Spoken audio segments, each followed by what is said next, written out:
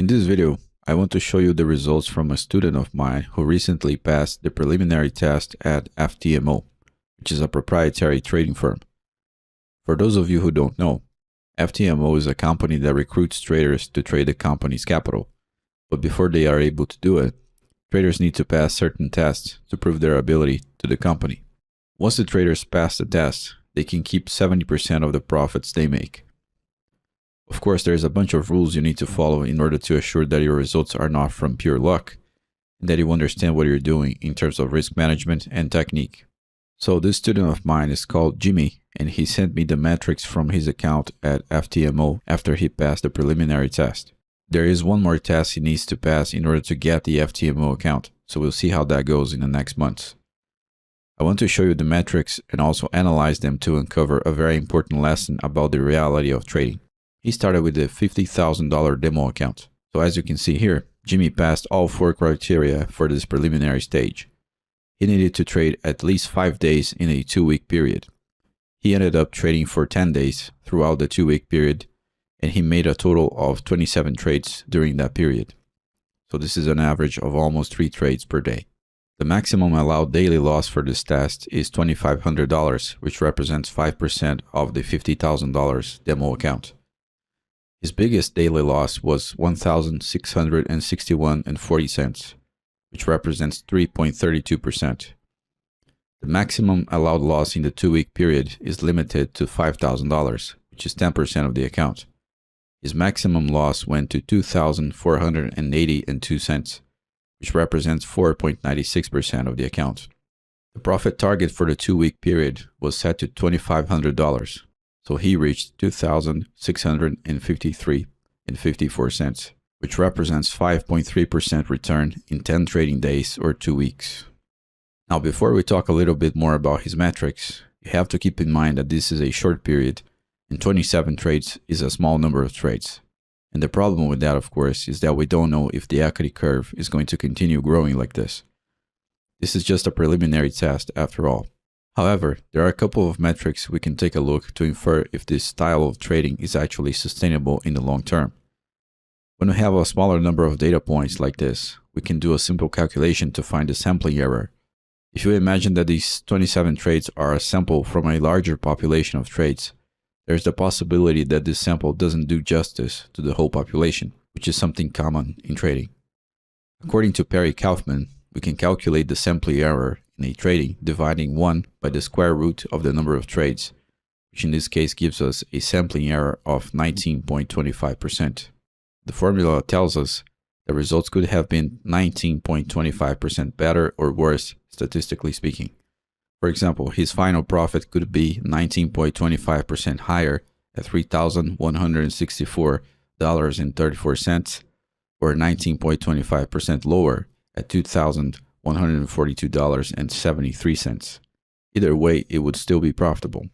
Now, I want to grab your attention to the 2 most important metrics in this statement, which is the win rate and the average risk-reward ratio. Jimmy was able to maintain a 2.71 average risk-reward ratio, which means that his take profit targets were 2.71 times larger than his stop losses on average. His win rate was 33.33%. In my courses, I teach that you can make money even when you lose most of the time, and that's exactly what Jimmy proved with his test.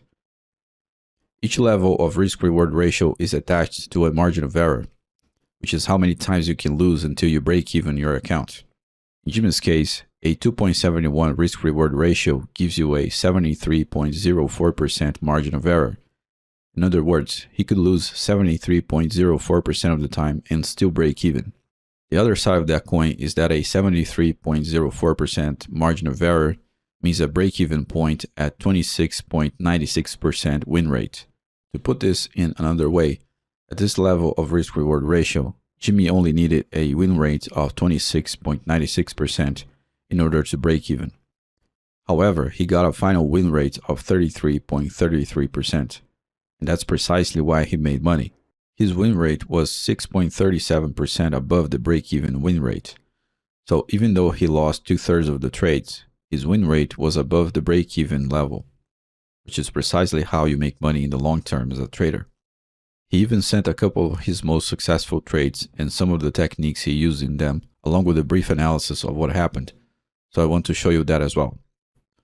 In this first successful trade, we have the euro-yen in the 5-minute time frame, and you can see that he wrote a brief analysis of what made him enter the trade. He identified a naturally flowing market, which is something you learn in the price section of volume 1. Then he talks about a second-degree fractal hybrid divergence, and he wonders about a third-degree divergence, giving more momentum to the upside. We can also see that he identified a horizontal frequency line that he used as a point of reference to ground his stop loss, and the take profit target was grounded on a pitchfork line. Here you can clearly see that his risk-reward ratio is around 1 to 3 as shown in the statement. And that's about it. Nice confluence of advanced techniques that resulted in a very good profitable trade. In the second trade, we have the USD yen in the 5-minute time frame. In my opinion, this trade was more elegant than the first one. Once again, we have a second-degree fractal hybrid divergence and an inward frequency line coming from a solid low. He also identified an undershoot in the purple modified shift pitchfork, and I'm guessing he used the overshoot as a dynamic target at the upper line of the modified pitchfork. As you can see, his trades are quite similar to what I show here in the channel and in the courses. And I want to congratulate him for his results because this is definitely not an easy thing to do. Once again, the lesson here is that his metrics show that he can indeed sustain this style of trading in the long term. This is not a scalping strategy that looks good in the short term and fails in the long term. And the way we can tell that is by looking at his win rate in light of his risk-reward ratio and his margin of error. He has the peace of mind to make lots of mistakes and still make money in the end. So trading is not exactly about winning, it's about learning how to lose properly. I'm of course very happy whenever I see a student of mine being able to replicate the strategies and concepts I teach. So if you have good or bad results, please send them to me so I can analyze them and maybe learn a few things also. That's it for this video. If you wish to learn more, visit my official website fractalflowpro.com. If you like what I do and you wish to support the channel, please click the like button, subscribe to the channel, activate the notifications, share the video, and leave your feedback below in the comment section. Thank you very much for watching and take care.